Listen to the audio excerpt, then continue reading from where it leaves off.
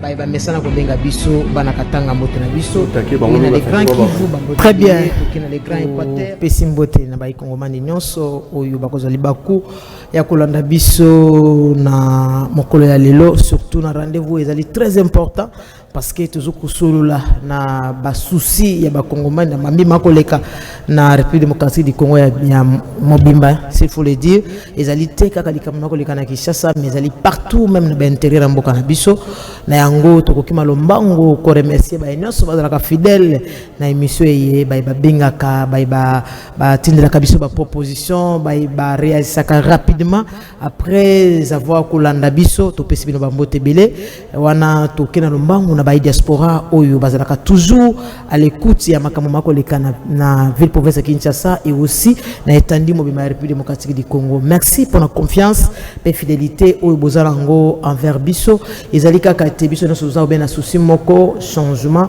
mpe développement ya République démocratique du Congo to kopesa mbote na bandeko nyonso bazomina intérieur mboka na biso bazana les grands Équateur bambote belé bandeko na biso ya les grands bandundu bambote ebelé bandeko na biso ya les grands Kasai les grands Équateur bandeko na biso ya Congo central bambote ebelé wana tokokima na lombango na est ya République démocratique du Congo puisque wapi bandeko na biso bazali na ba problème ya ndenge na ndenge ba pasi oyo ekosila te mais tokosenga na ba kokamba biso ete est ya mboka na biso ezali na posa ya soutien total mpe na posa ya solution rapide ya mboete kimia eingila awa ba rentrée scolaire zobanda est-ce que bato kanisi bana oyo bazomi na est ya mboka na biso bakotika la bongo Congo ya lobi na ngambo wana ekozala ndenge nini na yango to ko rappeler à chaque fois to ko zongisa ba kamba biso na nzela ete likambo litali est ezali kambo to ko privilégier to ko tali boso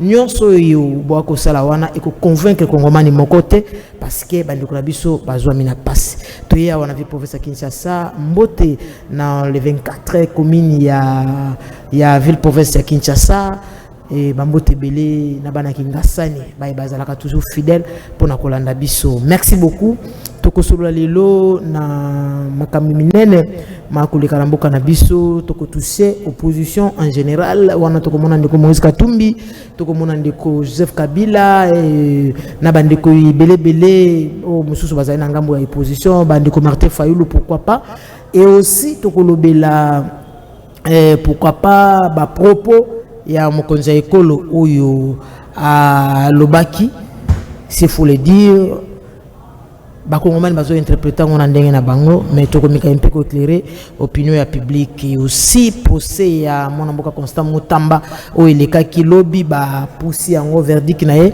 o ba poussi yango lisumo kola lelo ce qui est vrai ou faux ndeko vuvu on a bandé ta cause la possession ya ba information wana pona ko répondre population.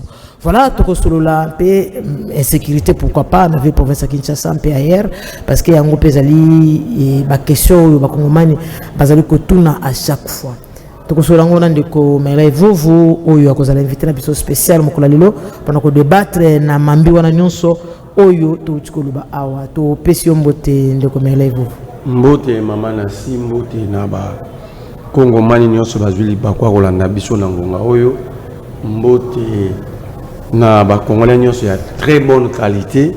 Oh, la qualité m'a bien fait. Oui, par exemple, papa na toujours na union ça qui sont de très mauvaise qualité. Oh. Donc j'ai sali les congolais de très bonne qualité. Ngana zala ngana très bonne qualité hein. Pour na ibina lo baete maman nasi mbula ezoya. Tout ça dans le mois de septembre, c'est moi au balobara en français un mois plus vieux. Mais rien n'est fait. Rien n'est fait dans trois sens. Premier sens, bazu qui ça va commission au bas chantier. Bana bazongi classe. Je ne sais pas comment. Est-ce que bazongi na? Bana bazongi classe. C'est le calendrier scolaire. Il y a 2025-2026. La rentrée scolaire est effective. Hier le premier. Mais je me pose la question. Bana barokine classe dans Vanzelani. C'est ça. Quand il va pleuvoir. Tokusuka wapi. Comment on peut octroyer des marchés dans l'entreprise net sur ça lanzela na dingwala na nyangwe. Bazalaka na tracteur moko na mutuka moko.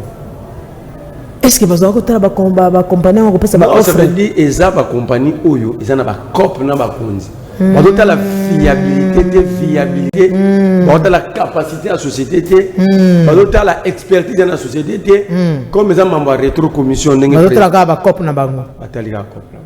Ah. Comment par exemple à venir le rôle à Kabamba et comment la ligne wala Nyangwe, ils ont moins de 3 km. Mais bon, pendant 24 mois. Entre-temps, ils ont observé. Banzele Kangamba, au Batikalia Moukiana Tosala, ils ont charge au-delà de la charge prévue. Ils sont allés par route, par exemple, le 24 novembre, et Koufi, Willeri, et Koufi, au côté de la route, le rôle d'enseignement, et Koufi. C'est-à-dire que Banzele, même ma charge, voilà, et charge l'équipe, et comme Koufa. Donc, autant que aussi, ça Banzele, Barotonga. Donc, dans la difficulté, pourquoi? Parce que Bamituka, Barokafoba, Kanga Banzelo est égal. Herba Okangango, Banzelo Batogi, et rotation charge supplémentaire. Au-delà de la charge prévue, donc, ça dit toujours qu'il y a un cycle impossible. Donc, aussi Marate. Deuxième élément, l'urbanisation à Banzelana pose problème. Pourquoi? Parce que, on a un caniveau, on a un collecteur. Oh! Est-ce que vous avez bien ce et puis, comment est-ce que vous avez Banzela, vous avez un caniveau beaucoup couvert? Beaucoup dégagé par ma belle na terrasse beau tikawana so que na venu wa moshi ça c'est zongi qui na ba terrasse ya moshi non c'est zongi vous octroyez le permis de construire na ba tonga immeuble na Banzela mais to wana ba boire ka ba zelu sable na bango ba kayas na bango likolo ba caniveau un autre problème personne ne fait le suivi. Surtout ça, les Kamango suivi les araignées, mais personne. Et ça sabotage de la négligence. Maman Nassi, nous les autres sont occupés situation à Metelsat. Ça veut dire une société, une agence d'ambition météorologique. Bah terme on a faut employer on bien parce que bah maman va être bien. Toi qui na chef de ba météo. Ba occupé à monter. Or société wana ou agence wana ils ont un rôle moko crucial pour la vie. Le lobe avion commence à la mauvais, atterrissage à mauvais, atterrissage brisque, forcé parce que météo ça la réalité sous tes faux. Qui part en noté. L'état qui part en noté, kabele yango papa moko za kuna komne ité là. Oh, basundra yango. Papa on a 85 ans DG. Âge requis pardon pour mon toi qui est en retraite dans Congo 65. Ne batika. Azana 60, azana 85 ans. On me dira que Azawana sous bénédiction à Jean-Pierre Bemba. Est-ce que vous remplacez par Azana? Qu'est-ce que vous dites? Peut-être expérience, la première expérience. Expertise, patience. C'est-à-dire que moi, je suis papa wana ya na météo abengana ba technicien nyoso batanga météorologie. Oh, abengana bango. Azubanda baninga ya bana na ye. Baninga azuna ba cousin ya Jean-Pierre Bemba. On me dira, je ne confirme pas, il semblerait que le directeur à cabinet à Bemba parce que Azam Mundele. Yé mutu monsieur Virunga, ce qui Virunga. Yene mutu azo patela. Papa wana. Papa wana azo ba mbongo nyonso ya météo. Oye kotara. Il va foutre un via ni via ba téléphone. Oui, vous en avez recherche moko. Via ba téléphone ya moi si ya papa wana. Ya moi na ya papa wana itela. Nous sommes dans un foutre redevance à météo. Et quel malamoko pa na. Ba routine nango na ba mobile bank. Donc ba tina téléphone na mutu za mingi numéro mo ya Airtel Money na M-Pesa. Oh, nazo luka nenga o capter numéro wana. Nyonso biso do yebite, biso peuple do yebite. Papa wana ke na Robank. Est-ce que ba no loger mbongo ya Metelsat bafutaka 52 000 moko wana na 20 000 papa na bimisa yango nyonso. J'ai la lettre, la Robank va écrire na météo que bakangi compte wana parce que la Metelsat n'est pas une entreprise sérieuse. Le PCA va porter plainte contre la Robank. Pour akanga kibo akata kibo. Basambisi DG na cour de compte bi DG wana itela azo sa procureur ni. Toké. Et les cas na RTNC mais babemba basale le côté batika papa. Ba fininga matiti. Papa wana zo episode azo sa procurer que mbongo wana azwaki yango atiango place mo. mbongo ya l'État, il y a des gens qui ont compté mon place. Il a 85 ans. Attends, il a une sonde urinaire. Papa wana koko sala 10 mètres té na makolo akosuba je vous dis vraiment na Congo. Alors papa wana ba pareil tout ya météo parce que la Banque mondiale a pensé que ba pareil c'est kana météo. Donc la société météo soko ke na parc à météo na commune Ngalema ba pareil na ça fait 6 mois là la libanda. Zambi ba pareil ngamoko na kititi na météo. Na cas de recherche. Parc ya météo, ce que le tournoi bat les obétamans. Jésus. Tournoi papa wana. Tournoi bat les obétamans. Papa kutele kula koko wana. Ce que na météo au coup de bakuzu, garage, papa na comment louer c'est na kuzu. Mais na jebi ça. Ah dimanche vous avez pandi sango. Et là on a zolé la pas pandi sango na biso. Biso to zwa ko lobaka makambo ba pandi sango bazo. Dimanche voto kende. Kita ata ngana zate, kita na météo na Ngalema. Très bien. Allez visiter. Il y a que des terrasses, surtout les kamakuzu wana sepelité. Mais kende ah dimanche na kozala wana. Ngazo baba to ba kende. Donc ça dit na été à papa mukolo par respect na royo ko selete. C'est ça. Mais société wana bazo blaguer nango ba vie ya bato eza na kati. Yo koko dinda na mbula, yo ya chaque jour au bateau ko dinda ki na lac mai nombe. La météo ne sait même pas prévenir la densité à mai, comment est-ce que le climat vous allez. Mais muta 80 ans kuna to bandegi. Papa wana akangi 50 agents salaires pour battre les melaki. Il va plus loin. Alongoli Mbuntu atangi saka météo tina na monde azaki directeur akoli atie camarade nemo ayebi atambo ayebete lote likambo ko bomamboka akei na Lubumbashi a nommé mutasala théologie comme directeur provincial yekaka mutu ana sala théologie directeur provincial qui viole la loi en nommant un autre directeur provincial na loi là-bas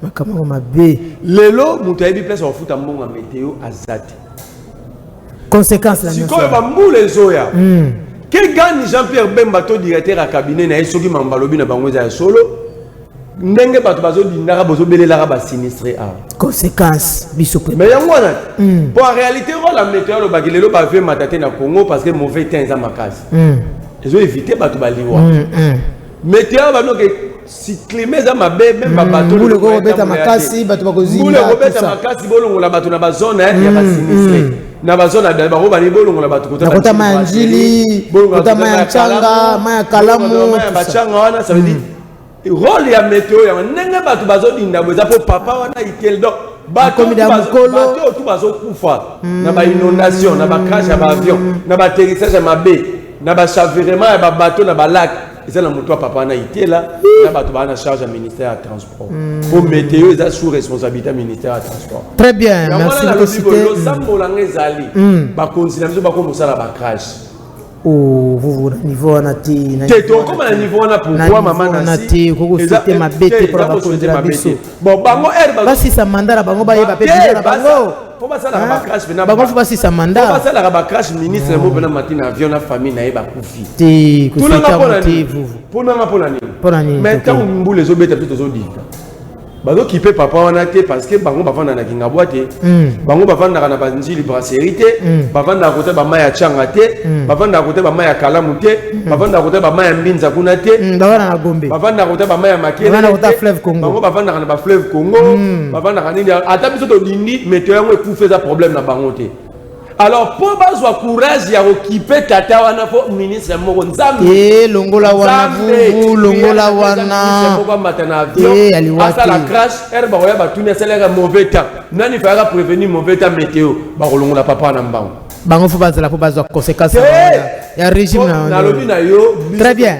Est-ce que vous na to sala blague non ils ont ça la passe est-ce que ba to sala débat non ba sinistré ba sinistré ti le ba misu bazanga na stade de match oh ouais ba sinistré mais cause wane uti wa très bien tondole la ka ba sinistré cause uti parce que muto fa la kabiso na avant que mbule beta ke boke ba mbule obeta ya degré tel ebomisa bato bolongola bato na place ya danger. oyebi tolobela basinistre ofilme moko akufa filme moko abenga biso ka mais na mutu ya papa wana itela bato tu baperda biloko ndoko na bango akufa leta banavandisa bango ti lelo suite ezalaka te bakende pa itela do papa itela wana nde bakende pa ya Jean Pierre Bemba mutu protéger ye. Ça veut dire nazolo bango na souci na mutu eza passe. Quel plaisir to yo so moni bandeko na so ba fa na stade Mati ba wala la libanda banda kuna bango. On pouvait prévenir tout le monde avant.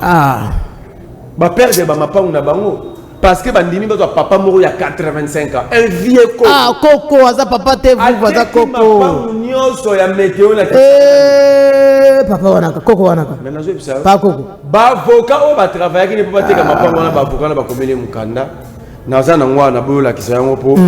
Pona pour l'accent mais ngana opé sur ko na YouTube oti ba avocat ba komeli papa na ke afuta bango $2000 fa na place à 11000 et 9000 bon eza dia na place c'est papa na za moibi ateki biloko à l'état il est papa itela c'est papa itela mais nazo bano papa wana vraiment nazo ba dia ki mbongo ya société à l'état nzamba mona ye penza nzamba mona eti bato tu bazo dinda bato tu bazo sala ba crash bato tu ba masu ezo dinda bango bato bazo kufa ba famille nzo bokende la papa wana. Très bien, merci ndeko vuvu wana ezalaki oyebi makamba bongo ifuto zongo pa na yo parce que makamba to ba météo wana bato ebele bakipa ngoti mais bazo eza makamba très important c'est ça. Tande tinde kwa abela ki biso abike biloko na bango ekenda lupango na bango ndeko na bango esala ka pasi banda ba pometa bango ti lelo bango baleli dova na stade babimi na bango. Météo c'est la haute science physique à Kosanati.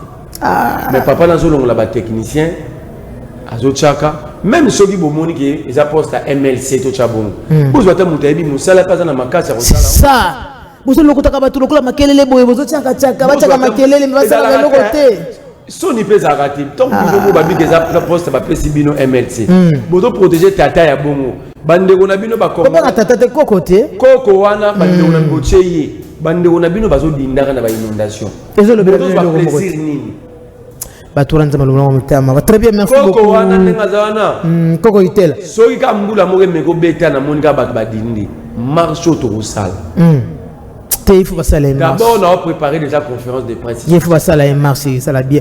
Très bien, ndeko mais vous na bandete l'histoire lelo ezala qui ma demande à bato belé suite ya bato auto taki osala mais tolingi tolobeli sujet ya Joseph Kabila moi mingi et succès tolinga ki toki na conclusion moko pour na sujet wana soko uzwa 5 ou 7 minutes ou 10 minutes to clore nango parce que ou expliquer déjà ebelé au côté sur le lot bato baza convaincu que le baete en tout cas Kabila za mwana mboka parce que ba explication au pesi et ça les bakongomani va comprendre que makamunyo so peso le ba peut-être isa ya solo te même tuya oyo bande kuna biso ba eke ba ko tuna ba bi bon to ke na liboso zonga sima mwana mboka mere vous les loso ki ba kolo procès mo ba lobi te mere vous baza congolais te okolinga oya ko répondre peut-être pour éclairer public mais loko ba ko mona moi passer pas mwana mboka Joseph Kabila ezali ete ata bazolo ba makambo wana mais en aucun jour mwana mboka Joseph Kabila aya ko répondre biso esa biso ke non makambo ne so ba koloba ezalo ko silence ango pe les kani oyebi ko za mwana papa bino ngana le besoin mwana papa ya papa bino si tu es sérieux tu viens répondre à cette acte na le bon mais ça mutu moko mi balé ça va mais makambo mais pas donc on y so bazaka groupe moko deuxième wa mutu moko mdalo mais ko mo de côté moko et quand vous êtes Kabila c'est vraiment un vrai homme d'État. Un homme d'État ne parle pas, un homme d'État s'exprime. Parce que même les sourds mioués parlent. Baba geste azoloba et on comprend qu'azoloba est l'hôtel. Vous comprenez? Mais est-ce qu'un homme d'État aussi doit se parler ou un homme d'État doit s'exprimer? C'est pourquoi chaque sortie médiatique à Kabila monte des salaires des autres. Parce que il parle lorsqu'il a des mots qui sont forts que le silence. Jusque-là, Kabila n'a pas encore trouvé des mots qui sont forts que le silence par rapport au débat de la rue.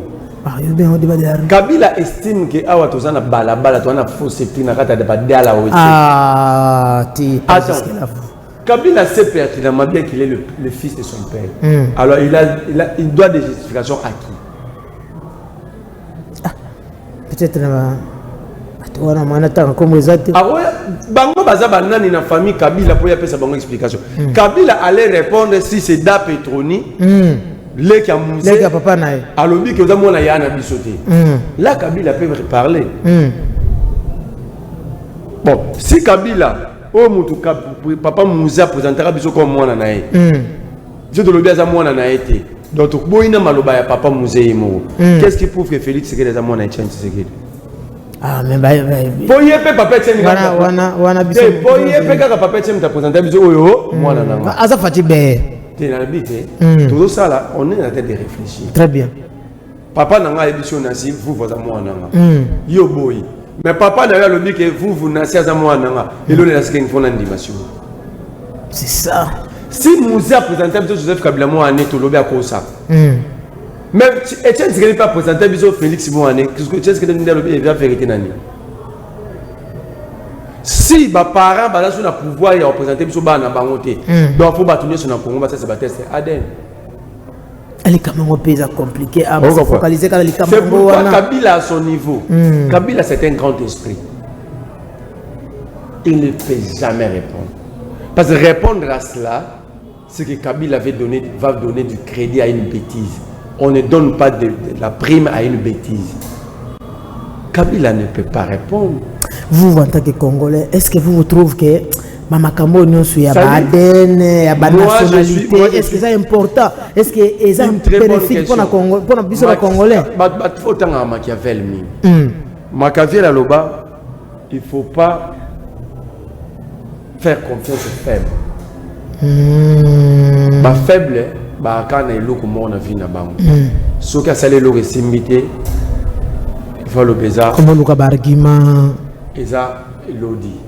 Maman na simeloko esimbité, eza lodi kasi. Eza Floribe, eza fou. Donc les faibles ne sont jamais responsables de leurs actes. C'est ça. Alors est-ce qu'il faut répondre aux faibles? Il faut laisser les faibles ou il faut laisser les faibles mourir sous leur propre, avec leur propre, dans leur propre stupétude? Il faut les laisser. Le débat sur la nationalité, sur les identités, les faibles sont forts en créant des sociétés identitaires. Très bien. Or, une société identitaire, si vous voulez créer une société identitaire, vous condamnez votre propre société à la disparition. Donc, bateau besoin de débat, c'est plus dangereux que banana. Parce que ce débat va diviser le peuple. Alors, bateau besoin de débat, quelle est leur motivation, quelle est leur mission? C'est ça. Qu'est-ce que le pays gagne?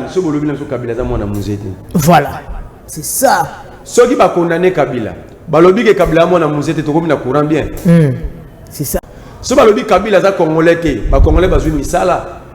Ceux balobi ba Kabila za mona ya mama sifate. Ba congolais to zelo ka kolia. Ceux qui balobi Kabila za mona ya ba parents na été. Bana ba changer système éducatif. Ceux qui balobi Kabila za mona ya ba parents na té za ndeko ba ndeko na été. Ba détournement aussi la bambongo 100 jours et kozonga ya ba forage kozonga. So ba lobi Kabila za mwana ya ndeko ya azala na famille te na Congo. Congo Airways a comme na 60 avions. On a train comme na ba train. So ki ba lobi Kabila za mwana ya famille wana te. Congo est comme le rôle Afrique d'ici. Ah, c'est ça ngom. Congo est comme le rôle États-Unis. Bateau bazo poma bateau pona ba carré minier na bango moko ba rotika ba pratique wana.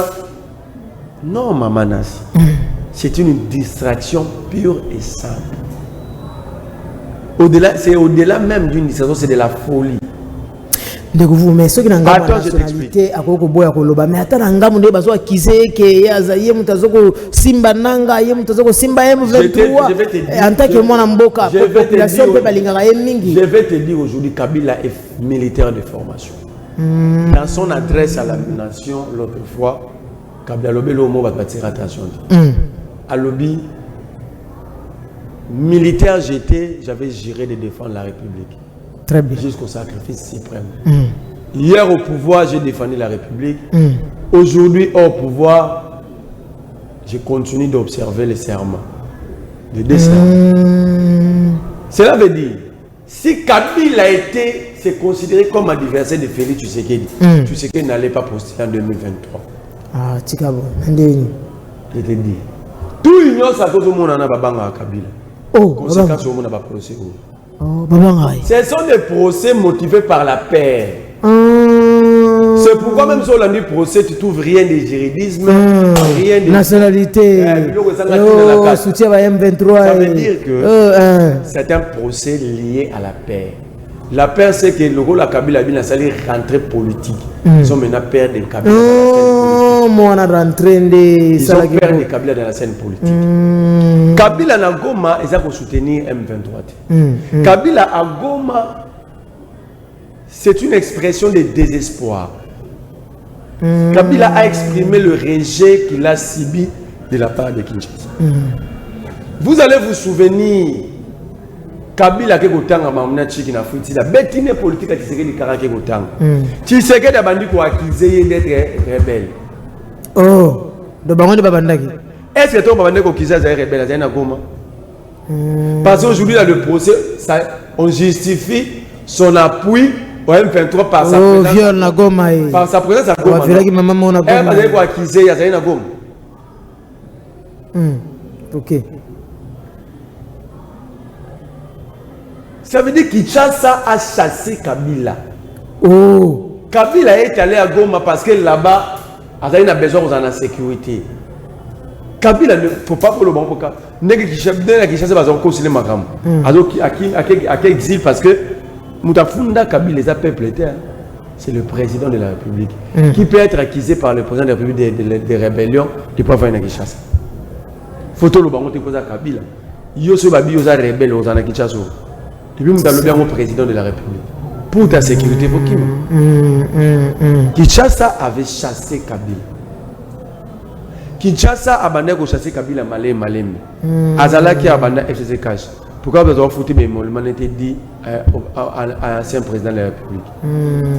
Pourquoi vous avez foutu mon on a été comme sénateur à vie. Donc, vous foutu les sous-pétés. Vous foutu un mot pour le foutu à Kamote.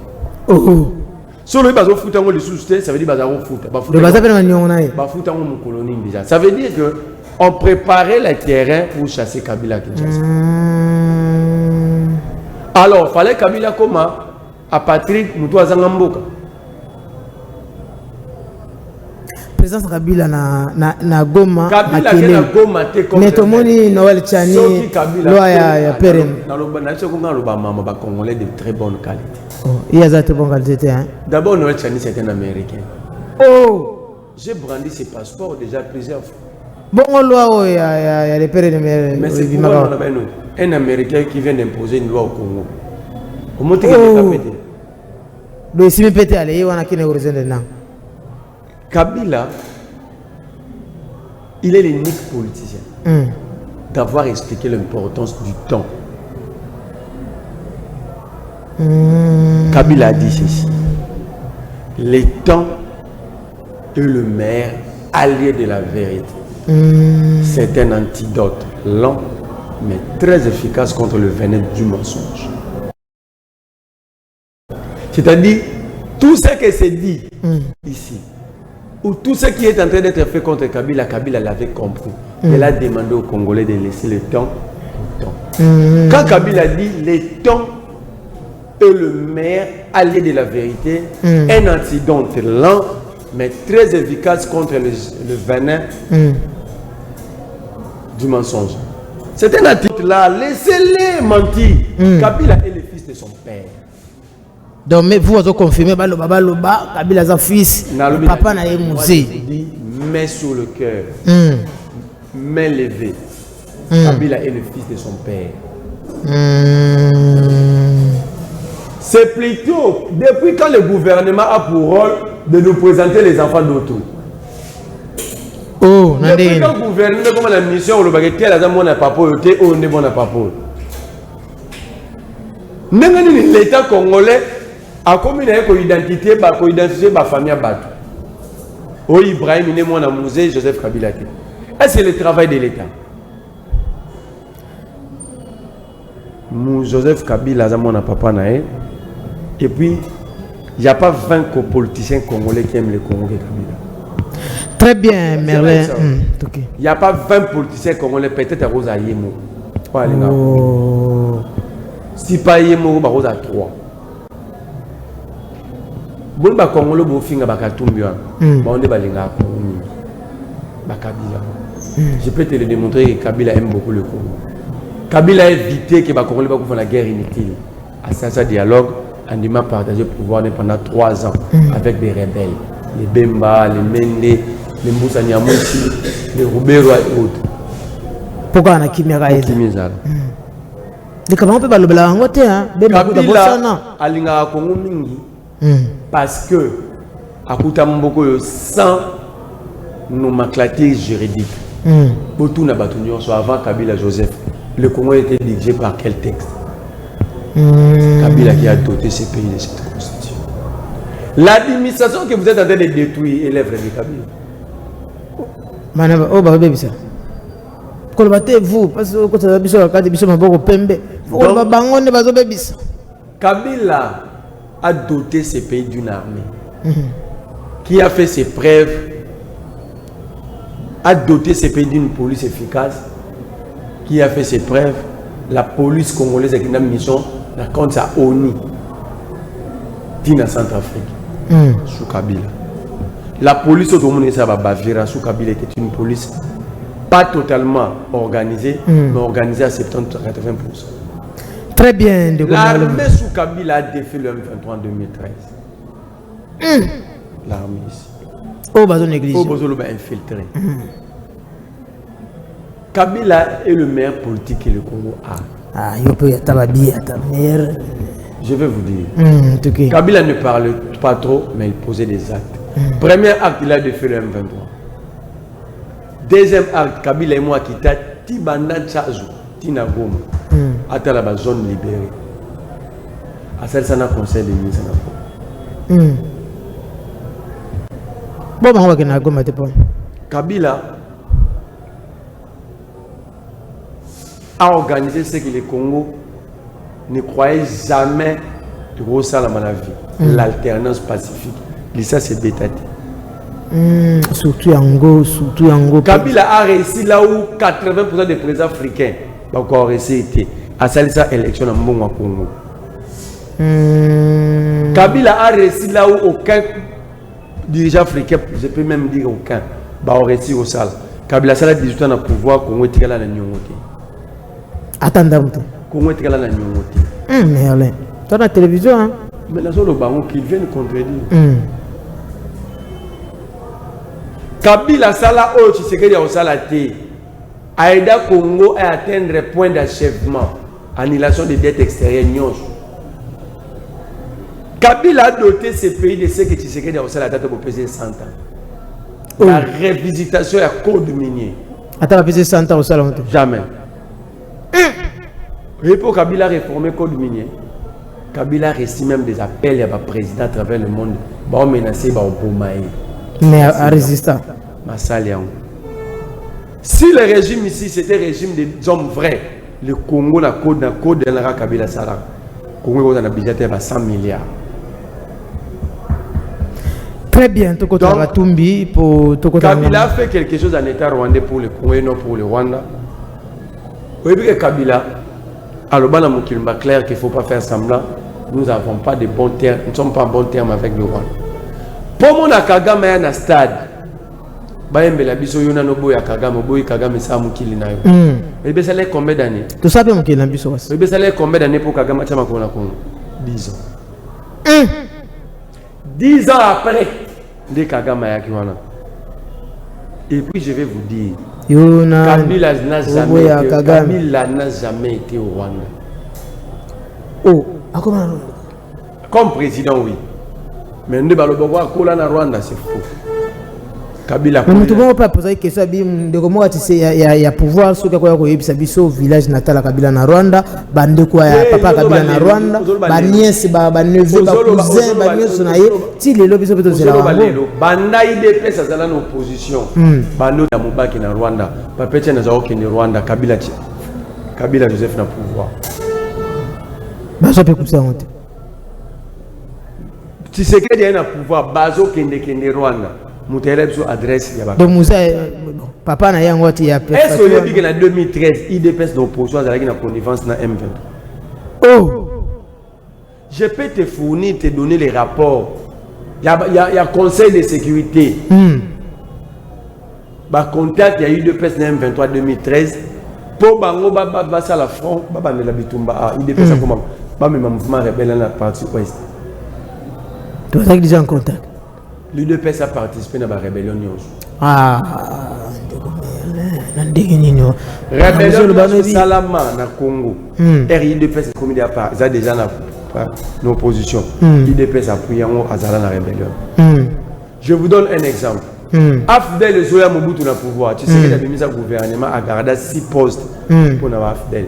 A dit ces 6 postes sont réservés pour n'avoir Ninga Nabso Baoya.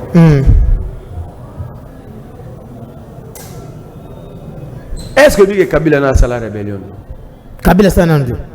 Il a accompagné son père. Il n'a jamais créé un mouvement rebelle. Donc, pour dire que Kabila n'est pas sain, mais qu'il n'est pas aussi si mauvais qu'il est en train d'être présenté. Kabila, c'est un grand esprit. En gros, Kabila a déjà répondu dans Marambo Nyos. Mais pour comprendre sa réponse, il faut une autre pose à l'intelligence, à ma casse, à la sagesse pour comprendre. Maintenant, il y a une réponse à Kabila de APSA. Abi, le temps est le meilleur allié de la vérité. C'est un antidote lent, mais très efficace contre le venin. Très bien. Ça veut dire que, à une action de boss à la JTT, laissez-les. Ils vont mourir dans leur propre piège. Pourquoi? Parce que les temps ils vont rattraper Bango comme meilleur allié à vérité. Très bien, Ndeko Merle, vous n'avez dossier à Kabila, tout le belango moins mingi, et ça dossier moko tant qu'ils ont actualité, tout le belango PKK, parce que Congoman ils ont posé à précision, on peut la poser à vérité et non l'okuta. On a bandé Ponanga, ce n'est pas posé à Kabila de couper ça. Et que ça a été bila, il y a un régime positif. Au contraire, ils ont mis sur la distraction pour le peuple, ils ont comment insécurité, ils ont les tomates. Ce qui vraiment, tout est bien, les populations, des privilèges, tout privilégié population, tout le monde a distraction. Il y a un procès où on a Kabila 18 ans à pouvoir, à diriger Mboka par le étranger. Bon, la vidéo, il y a Kabila qui a accusé bateau et remplacé.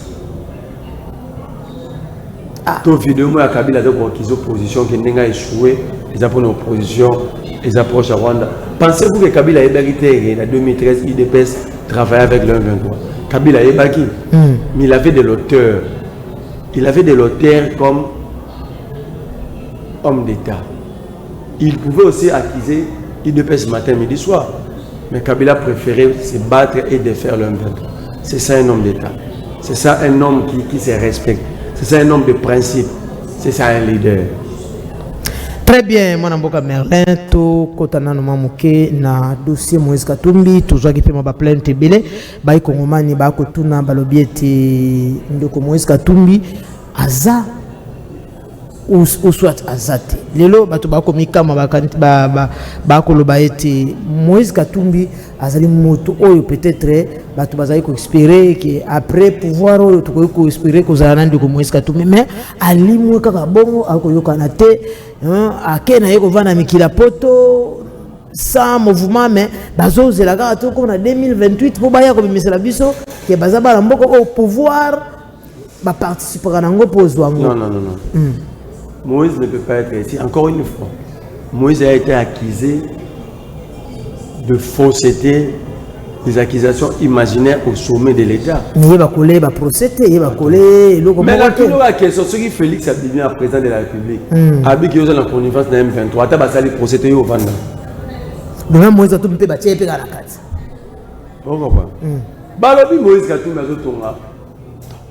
D'ailleurs, c'est trop grave.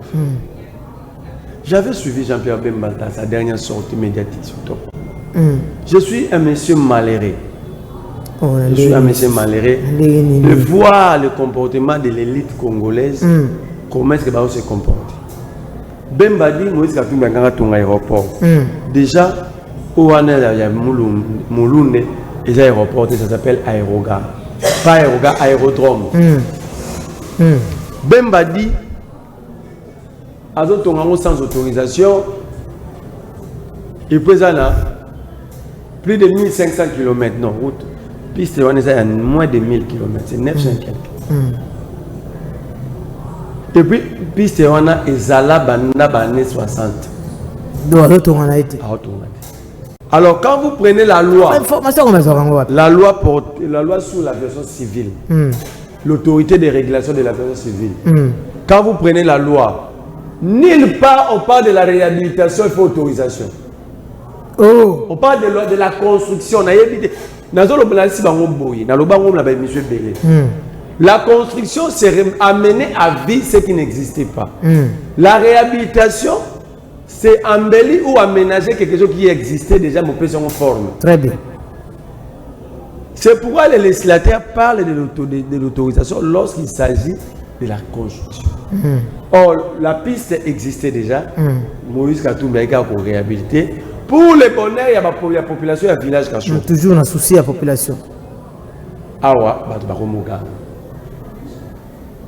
Par exemple, lorsqu'on accuse Moïse Katumbi d'avoir fui le pays par pirogue, à se déguiser à moi aussi, Moïse Katumbi a bimé un aéroport à Luanda. Namoyi va autoriser une autorité aviation civile pour avionner Mata et bâtir cachat des jeunes. Mais quand je vis Jean-Pierre Bemba à niveau naïf, il manquait ces informations.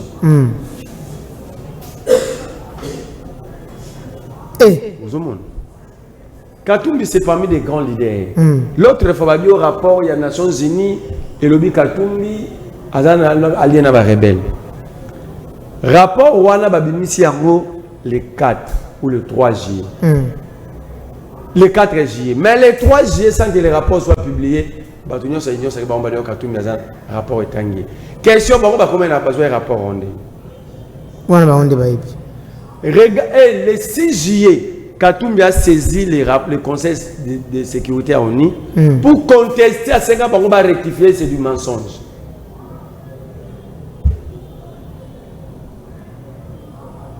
Katumbi ne peut pas prendre les armes.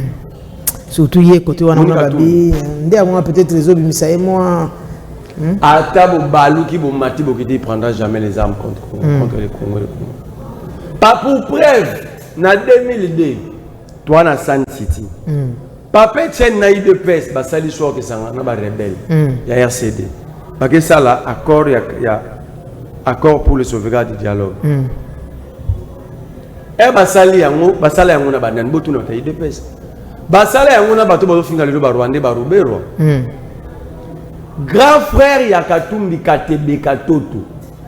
Oui, bazo akize Joseph. Asala choix. Ya Rolanda nzela ya IDPS okesanga na ba rebelle. Oh, ya pona kuna. Ebi Katumbi lo asala yani a se désolidariser na ye. Kabwana kina yani. Foni ngaite maboko ne kota na salite. Jamais. Mouton déjà pour le comment rebelle. Et écoute ce qu'il dit.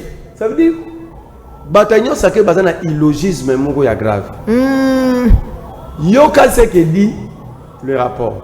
Et Balobi Lango a une seule phrase. Balobi Tere Katumbi est en connivence avec le M23. Balobi Katumbi a gardé des contacts. Mais est-ce qu'avant Nanga Komarebe, il n'était pas président de la CENI? Il est congolais. Balobi que Basolola, les rapports, c'est la phrase mot. Le rapport Balobi que Katumbi Basolola Rana Bango. Le rapport Balobi que Katumbi est rebelle. Mais Balobi que Katumbi garde contact avec les rebelles. Avec les Nanga. Ça veut dire tout simplement que Katumbi n'est pas rebelle. Mais il faut prouver ton balobi a gardé contact. Lélo, avant-hier, tout avant-hier. Katumbi, c'est le plus grand acteur politique et acteur social que le Congo a. Très bien. Et puis regarde l'entourage de Katumbi. Comment est-ce qu'ils vont trahir le pays? Les gens assis. Les gens bien assis, quand vous avez Salomon Kalon en face de vous, vous savez que vous êtes devant des hommes sérieux. C'est ça. Vous êtes des patriotes. Avant que Salomon Aloba, tu sens le sérieux, l'honnêteté. Tu sens le caractère réglo. Tu sens la maturité. Tu sens la connaissance. Alors comment Katoum peut toucher aux âmes quand il est entouré par des gens comme ça? C'est ça.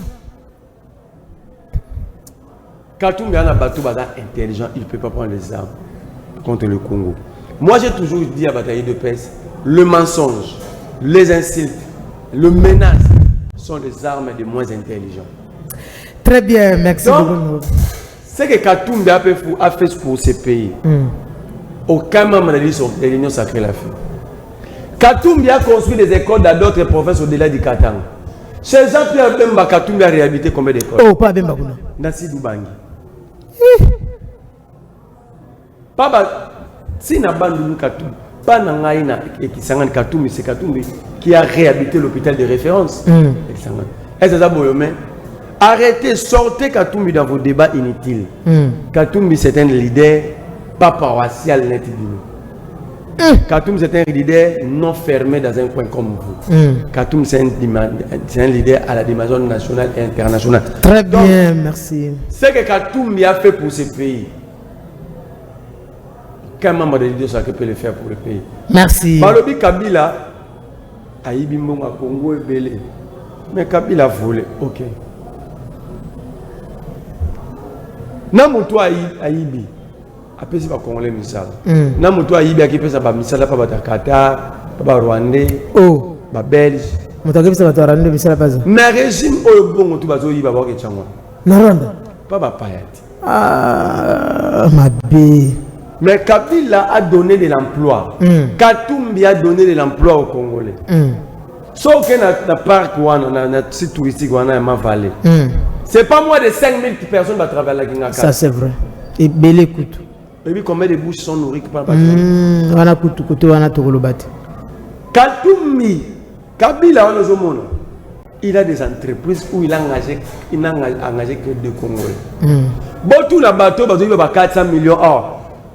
Basali sa société ni bangaja nani les Katumbi ont investi au pays pour vous dire qu'ils sont congolais. Les Katumbi ont créé des sociétés alimentaires pour le pays. Combien de Congolais? Plus de 30 000 travaillent chez Katumbi. Et cette culture est un type de Katumbi. Les Salomon ont donné combien de travail aux Congolais? C'est ça. Bon, la Sangata va collaborer avec ce que doit payer ça va tomber ça là. Très bien. Arrêtez ce débat-là.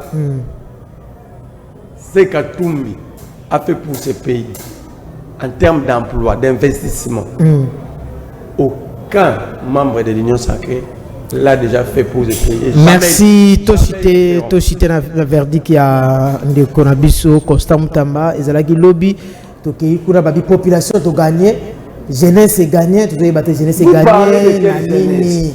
Ndeko vous il faut éclairer public pour te soutenir. Balobaki awa ke soba o simba Mutamba ba aussi lana côté tout bon jeunesse ba bosani ke OK pas Mutamba faki o senga audience mais le comme porte pour les ba nga de gaz na 3 heures au monde ba bukina ba kit na okim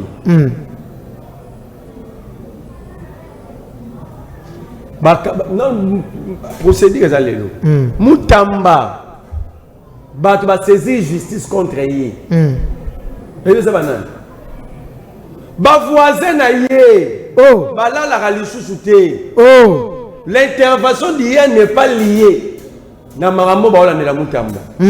Comment on ça 15 bafles ya minene wana zo mona. Allez écoute l'église. Na quartier ba na concert. Ce sont ses voisins, ce sont ses propres voisins. Documents à l'appui. Ce sont ses propres voisins qui se sont plaints devant la justice et le service qui bazo là la 1 mois. Basali na ba surménage. Ba kota na ndako Mutamba, tous ces jeunes là prenaient des agènes et des diamba. Ba bidon ba 25 litres ba agène. Na ndako Mutamba. Mais on a comme jeunesse. Ba bidon un leader politique peut faire ça. Jamais. Sac, mon policier, sac qui a mon boya diamba. Oh, diamba. Na diamba. Mais non, bah non. Ah, ndiko Constant Mutamba boyete. Oh.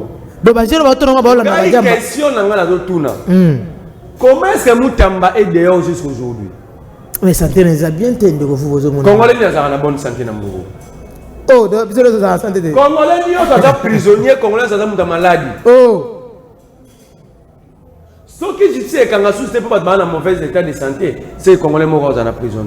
C'est ça. Tout va dans l'environnement. Chaque jour, on respire maladie. Solo na solo. Oh, ouais. Ngai question on est tout na tile lo za libanda ndenge nini Moutamba.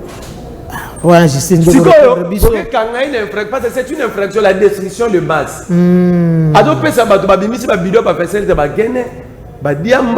Ça veut dire si on fouille bien, on peut écouter même dans la drogue. Mais c'est déjà symbolique, non? C'est pour ça que je est belé.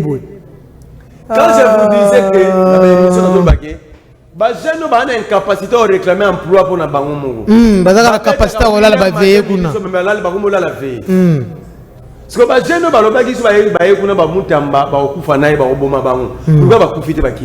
mais pourquoi justice a une décision de côté de vous? C'est que vous avez innocent. C'est que vous avez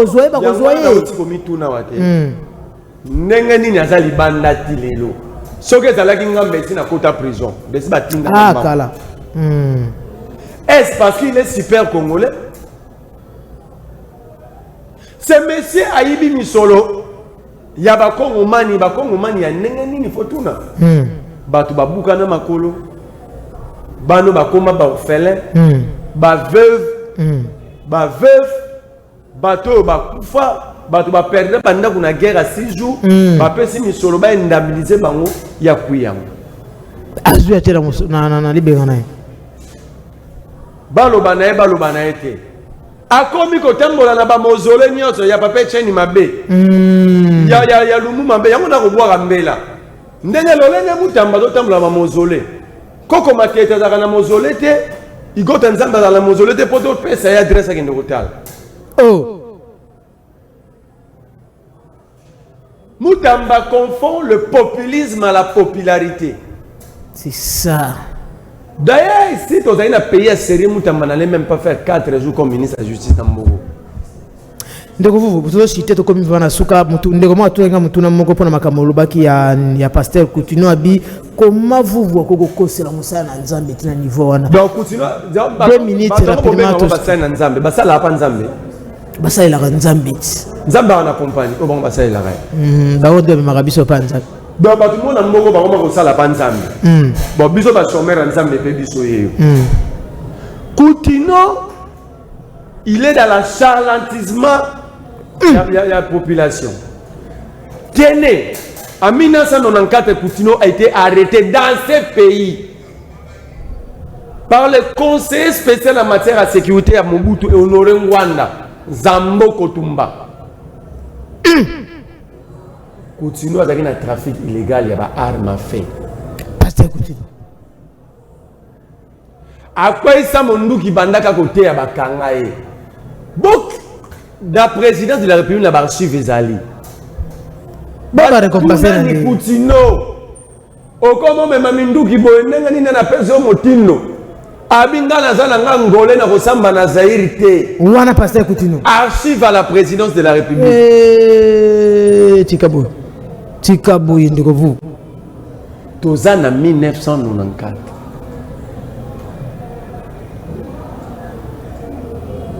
Coutinho a koti makala. Babi a sali AVC. Iyo soto wanga nyango toza ba sorcier pour tout le monde qui pas jouer là ana AVC. On est vrai. Babi a sali on a pavillon 1. Premier mensonge. Coutinho a tiré au sala AVC na pavillon 1 na présenté plutôt na pavillon 11. Président Joseph Kabila ndé muta salaka makambo na oloba beta tina batu ba beta ye makambo na oloba groupe Bedika Pen baza ba témoin ya makambo ba viva yango. Coutinho atia loboko na Bible atala bandimi na ye aloba koma na AVC ndeni dole mo ka ibi vérité wana na tie défi olobi asalaka pa Nzambe asa musai na Nzambe kasi asalaka pa Nzambe ngai chômeur Nzambe na tuni ya salela Nzambe Nzambe na compagnie ya salela ke musala azwa biso bandimi mais biso pa nkolo kasi ngai pe chômeur Nzambe po ye musala Nzambe apesa yango wana très bien ngai kwa Nzambe apesa musala te chômeur Nzambe na lobi na ebo atala bandimi na ye na miso ayoka baninga na ya boloko babiso oyo baedika pene banini soni alo basala akoma bongo ndenge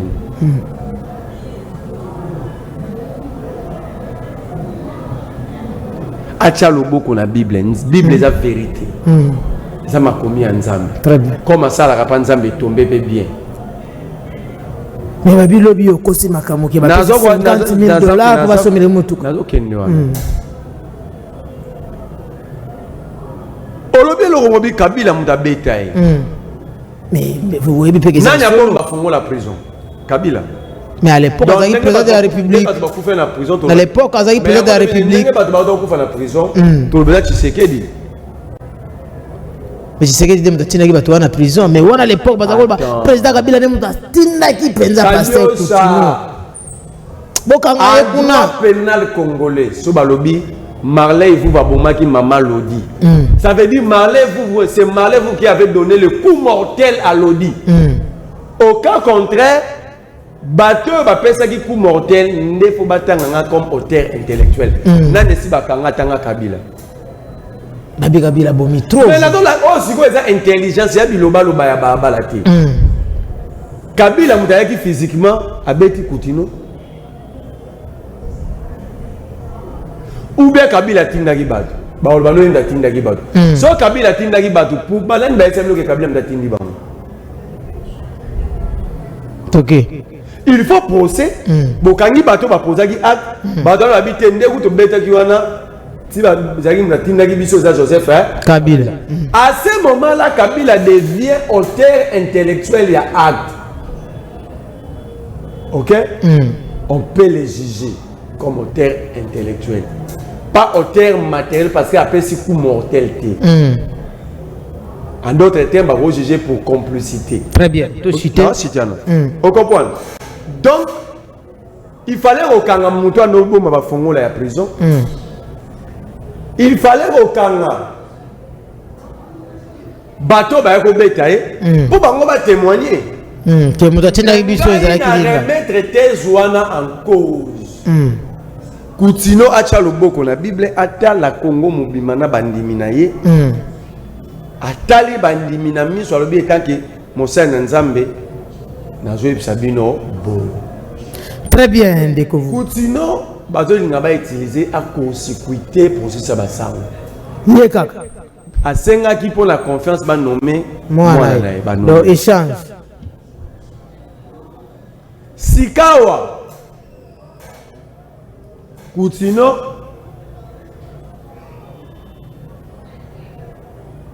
akomi kolinga baya na kisasa baya mbaye alongzelo kwa sauver le Congo. Pour ebe aboya mamba dialogue cha makelele. Bajango basomba pour na tanga oyaza na moto otambola basombeli ya moto ka valeur à 50,000. Il est car pasteur Coutinho. OK. Moi j'ai dit à Coutinho mets sur le cœur. Au récit non non. Bato ba otino na mwana ba ochonere. Le rapport de Fox va être très terrible. Tu ne sauras même pas résister. Je te conseille, tu es malade. Papa, reste en Europe. Soit déjà cadeau, ne va pas si déjà poste. Continue à suivre tes soins. Très bien, merci beaucoup Ndeko vous pour clôturer le dossier parce que vous avez posé moi précisément ce qui est au lobby. Ah, pourquoi vous va lobby bon on a bandé vos explications bien surtout les patrons Kalou Chakal. Oyo alobaki te vous va bandé le koana Ndeko Kaloucha. Azako Lubango déjà. Très bien, merci. Tokosu qui sana dossier à pasteur Marcelo oyo asa na yauti la traumatisme ndenge na ndenge makambo belé tout ça mais lelo quand même tout monde était l'état congolais ba se laisser emporter na makambo wana batiki famille ba solo la ba régler makambo wana dans les cas mais parce que les kambo ya pasteur Marcelo na moi sinaye je ne pense pas que pasteur Marcelo en tant qu'un homme de Dieu oyo avant dina mwasi na ye aboti na ye bana akolisi bana alakisa biso kutu soko mo mibale belé lelo bakoma kolinga basi na bango koleka ko protéger famille na bango c'est grâce à pasteur Marcelo un homme oyo a valorisé comme moi na bandenge nyos o a pesaka le kumu na bo mwasi kolobaka une femme a sa bénédiction, une femme faut batela une femme a sa fleur tout ça. Mais je ne pense pas que passer Marcelo ko permettre quoi qui ko permettre que moi sinaye akende atika biso atikaye na mukumba ya bana wana na yango lokola l'état na biso batali babité makamona ta makamomoko biso toko kota te to pesi longonia na l'état congolais mpe to zongi si makambo wana na famille. Moi ce que je vais demander na pasteur Marcelo c'est juste que un homme aibi ko supporter baku, un homme a ko se laisser emporter te Maman Blanche azaki mwasi na yo kolanda makambo wana nyoso te kolanda ba les ondi wana te o nyonso mo pepe o uti ko lekate. S'il faut aller voir la famille ya Maman Blanche tike mwangonga kende komona bango boyo kana dans les calmes parce que les enfants vous unis pasteur bana wana baza ya makila na yo baza ya makila Maman Blanche et Maman Blanche a une famille biso to sepeli au-delà ya nyonso wana o garder bomoto na yo o garder ki bonzambe na yo o garder ki mosala nzambe na yo o permettre te et o se laisser emporter o exposer bana yo o tanakata lo yenge wana o lelo to ko loba ki te makambo esili parce que to zongi si ba congolais à chaque fois na mutuke likambo comme il passait Marcelo le pe ko komela yo et ceux qui ba yebi ceux qui yo mtobomi mobile na nani moi sina yo be so mtobomi mobile na yo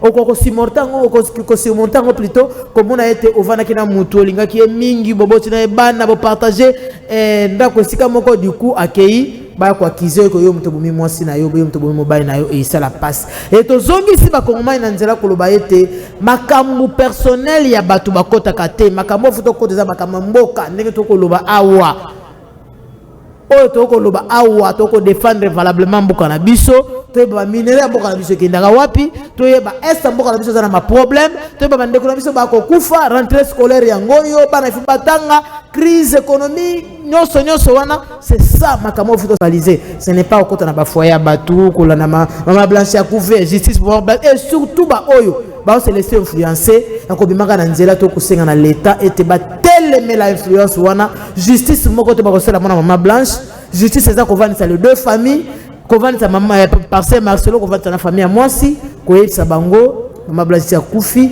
voilà ce que vous devez faire papa pasteur Marcelo vous devez reconnaître que Maman Blanche avait une famille c'est comme ça que makamufo la justice il faut et faire asseoir bango pour être kimia justice ko ko parce que preuve moko ezalité oh baba tiena nzela ko loba ete effectivement Marcelo ne pasteur Marcelo ne mutabomi mwasi nae to ko senga na kongomani ete likamulizu moninga lobi pe kokomela yo arrêtez de vouloir vous appliquer na makambo ya pasteur Marcelo boye parce que nzambe oyo moko permettre ngo pe loba ko sala ke yela yo et ce qui est yeli yo peut-être que ça la plus pire. Est-ce que vous savez à quel point ces enfants là sont traumatisés bana ba message en affection maman na bango nous allons revenir bino en tant que ba parents en tant que bandeko et oyo bana wana bazo subir bino bozo bango te arrêtez avec ce problème de Maman Blanche justice bango moko ba saisir ngo ba benga pasteur Marcelo ba benga famille Maman Blanche ba tia kimia et loko le kimia ezate biso no ba congolais to ko bomana te pour likambo oyo kimia ko zalaka soki les deux familles ba fandi c'est fini le reste oyo. Je ne pense pas. On a pas dans le bango que pasteur Marcelo a quoi permettre que Maman Blanche qui kaboy na ndenge bazana banayi. Alors to ko senga na famille Maman Blanche était kimia na nzambe e ingela bino liwa ezanzela ya mutu nyonso peu importe circonstance oye. Ya Maman Blanche tanga makiza la bongo to rendre grâce à nzambe pour tenzela na ezala polele et to fanda bo fanda boyeba qu'est-ce que vous allez faire parce qu'il y a les enfants qui vous unissent bana wana bazana posa affection ya papa na bango affection na ngamu na bino po bakanisa ka les fils que maman na bango alors ekozala motuya ceux qui toyoki que famille Maman Blanche bofandi na pasteur Marcelo boche kimia et sili laissez l'homme de Dieu tranquille parce que azana charge de na simanaye oyo population o bazana église de la compassion oyo bazoko bénéficier grâce pe onction wana ya pasteur Marcelo bazwa onction wana na kimia. Alors tout ko exaucer bana la compassion était mi pepe et yaka mu pepe yaka so so ko sila ikutika la éternellement te bana nyonso ya la compassion bo soutenir pasteur Marcelo ba kongomani oyo peut-être bazo croire na innocence na plutôt pour soutenir et ba esi ko bazo résister to tikela tango na tango ngana lo bango si effectivement Marcelo bomaki mwasi na ye je pense que jugement na ye kozala ye moko individuel na mutu moko ta ko comprendre que ye pe mutaza ko loba na télévision te likambo wana il faut ici là tout se focaliser na makambo etali mboka na biso kongomani nyonso azana droit ya ko se donner na makambo ezoleka na mboka na ye koyeba ndenge nini makambo ekoleka badongolo miso bako yiba mbongo bokanga munoko badongolo miso bako kozoba biso bokangi munoko toko yoka ba monta koto yo ba 100 millions 100 milliards boye na boye est-ce que makambo moto omone okota neza passer Marcelo oyo osa ba mihiba bazala pouvoir bazo sa ke okoma de plus en plus pauvre okotia ngakutu na ko se placer congolais okotia micro bo otie téléphone na yo bo lobi non na kimoyibi non na ba détournement non na ba miyibi en cravate non Antoine na sepelite ne ba nommé ministre lisusu na sepelite bo yango oza na liberté d'expression oza na droit ko réclamer ce que monite muto azali ko tambola malamu te. Voilà, merci beaucoup. Message ezali clé na population nyonso oyo ba ko landa biso était SNEL azali na service ya kongomani nyonso oyo bisika nyonso azali na problème à lotiliki na ba quartier bazala problème à lotiliki na ville province ya Kinshasa ba benga biso na numéro wana boyebisi biso situation nyonso nini ezoleka tokokene na SNEL parce que toujours ko travailler lokola na centre entre population na SNEL pour ko luka ko silisa ba mafia oyo ezoleka lelo to komina ba ingénieur moko bazana ba avenue bakoya boye oh no basengi bambongo basangisi population to somela bino câble ba izimo wana batela libenga na bango bake na SNEL bazwimbo bazwi câble ba yoko la population. Alors le lot to monter ba stratégie moko ya makasi kolinga ete kongomani nyonso na bisika ozali kabine na bino za na courant les na problème na veni na bino na quartier na bino na commune boza na problème ya lotiliki bobengi biso na numéro wana boyebisi biso kota en contact na CVS to mela koyeba problème nini et était quantité à lotiliki oba ko pesa biso na République démocratique du Congo ezali insuffisant bena muke oyo ezali na disposition ya kongomani azwa kango ata régulièrement te mais ne fisque kongomani azo ajuir na mamuke oyo tozana ngo en attendant l'état na biso à s'appliquer à Tiamosolo ya mwete lotiliki ezonga toko sepela soki mbela na biso et pas chef de l'état na mama Jiri Tuluka na gouvernement mobimba ete bas investir na lotiliki bas investir na régie des eaux yango ko sala ete lobi kongomani amona ete non nazali à l'aise na mboka na ngai lotiliki quantité nango ezali insuffisant nde ko sala ko tona ba problème de délestage nde ko sala ko tona ba coupure brusque nde to sala ete to tona ba problème o nyonso ko se pelisa kongomani te mais to ko sala mbela na l'état na biso ko loba ete bo s'investir na mambi bata lotiliki na compagnie wana ya lotiliki na SNEL pour permettre kongomani azwa lotiliki na ndenge longobani mais na ndambo nano ezali na quantité na muke ezali toko senga na population partout bozali ete bozwa botala ba problème na bino bozanango ba quartier a problème bo bengi biso na numéro wana toko meka ko kota en contact na ba responsable ya lotiliki ezali offre oyo SNEL et pese na population parce que to boy SNEL wana kuto zo sala mabe non SNEL a renforcer ba câble a renforcer kutu même ba cabine bazo changer pour na kulukaka kotia kongomani à l'aise na mwana ndambo lotiliki tozanango benga biso si y a un problème ya courant toko benga service na bino toko tia bino en contact naye akoyebisa biso s'il y a un problème s'il faut résoudre ça au niveau de la SNEL ba ko résoudre ça le plus vite possible pour na ko sunga population ya mboete population ezala satisfait et population et répond et ezala na kimia na ngamba lotili et toko féliciter initiative wana ya déjà Fabrice Lusinde oyo azali toujours na souci à donner les meilleurs na ye na awa pena kata Kinshasa de Katukuzu oyo pe akokos azoko sala des voisins moyens pour que na moke oyo tozana ngona Kinshasa et c'est pour ça kongomani nyonso dem équipe technique nyonso bazali na disposition ya ko répondre valablement na mbela ya ba kongomani esengo ezali wana lelo tozana na esengo ko yeba ete soki tozana pomba lotiliki soki to bengi en tout cas solution ekomonana. Merci. Na numéro wana boko benga soki na pomba lotiliki na numéro wana eza ko koma na WhatsApp mais na normal okoko benga na 098 70 52 690 na bande lisusu na normal okobenga na 098 70 52 690 ceux qui ont un problème tu en contact na service na bino tu en contact na jet to luka koyeba nini ezali pour ko résoudre malembe ba problème oyo ekutungisa kongomani na nzela lotiliki. Merci beaucoup na baino so balandaki biso merci na Lodinkulu oyo lelo azwi tante ya koyana biso na plateau to ibetu banzete na numéro koya akozala wana partenaire crédible sincère honnête Floribeya l'homme sincère hein? Seul Moluba qui n'a pas encore mangé la sorcellerie ndeko Floribeya na les grands techniciens El Maestro oyo azalaka toujours présent ba ebete lo boko ko sala makambo mayeli etonisa mina mutuna e en tout cas ba mbote na yo ebele na Maestro talaka yo sayo mobulu. Voilà, merci beaucoup na bainoso balanda kibiso et bonne suite ya programme na Haut-Parleur télévision et bobo sanate ko s'abonner na ba chaîne YouTube ou to partager émission. Merci.